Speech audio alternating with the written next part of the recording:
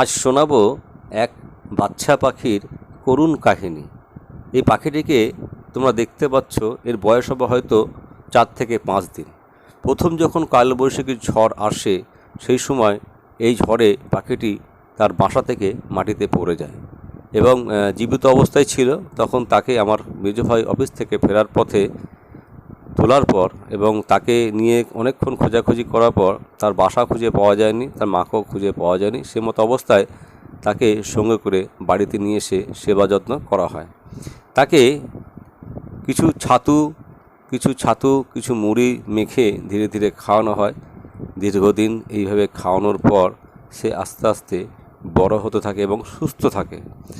আজ এখনও দেখো কীভাবে পাখিটাকে খাওয়ানো হচ্ছে। দিনের পর দিন এইভাবে খাওয়ানোর পর সে ধীরে ধীরে বড় হয়। আস্তে আস্তে তার শরীরে পালক আসে, গায়ে রং আসে। পাখিটিকে দেখে এবং পাখিটিকে কাছে পেয়ে আমরা যেমন আপ্লুত হয়েছি, তেমনি আনন্দিত হয়েছি তাকে বাঁচাতে পেরে। সত্যি ঈশ্বরের দান, প্রকৃতির দান এই পাখি জীবজন্তুরা। তাদের প্রতি আমাদের মায়া, মমতা, ভালোবাসা কতটা গভীর তা এই ভিডিওটা দেখলেই বোঝা যাবে।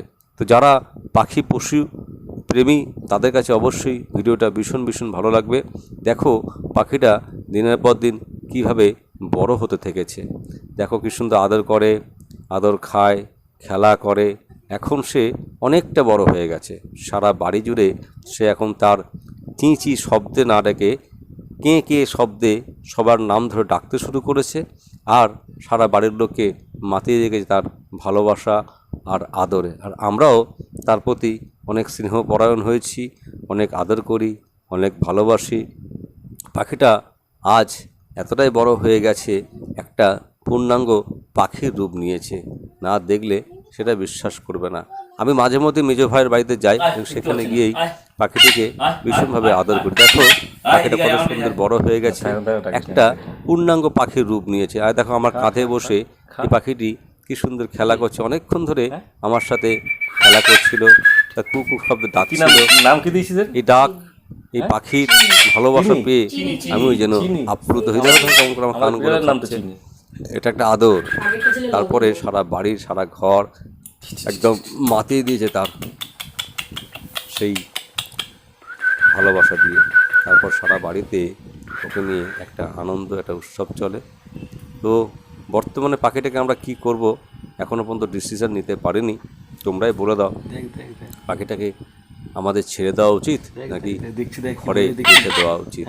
অবশ্য ও খাঁচার মধ্যে থাকে না, সারা বাড়ির বিভিন্ন প্রান্তে, সারা ঘরের বিভিন্ন প্রান্তে স্বাধীনভাবে ঘুরে বেড়ায়, খায় হচ্ছে সমস্ত কিছু খায়। মিষ্টি ফল, দুধ, মিষ্টি ফল, দুধ তো ভীষণ ভালোবাসে। পাশাপাশি ও ছোলা খায়, ছাতু খায়, আম খেতে ভীষণ ভালোবাসে। তো আশা করি তোমাদের এই ভিডিওটা ভালো লাগবে। ভিডিওটা ভালো লাগলে তোমরা অবশ্যই কমেন্টস করে জানিও, লাইক কমেন্ট শেয়ার করো। দেখো কি সুন্দর আমার খেলা করছে। আমিও ওর প্রতি মায়ায় জড়িয়ে গেছি। আমার পরিবার, আমার মেজো ভাইয়ের পরিবার, আমাদের আত্মীয় স্বজন এই পাখিটিকে দেখে ভীষণ খুশি হয়, ভীষণ আনন্দ পায়। সবথেকে বড় কথা, ও খোলা আকাশের নিচে যেমনভাবে বসবাস করে, এই ঘরটার মধ্যেও কিন্তু ওইভাবে বসবাস করে। ঘরের আর অন্য কোনো ক্ষতি করে না। এই পাখার মধ্যে উঠে একটু খেলা করে, কখনো আলনার মধ্যে, কখনো আলমারির ওপরে, কখনো বিছানার মধ্যে, অবাধ বিচরণ। আর এই বিচরণের মায়া পড়ে আমরা ওকে ভীষণ ভালোবেসে ফেলেছি। তোমরাও ভীষণ ভালোবেসে ফেলো আর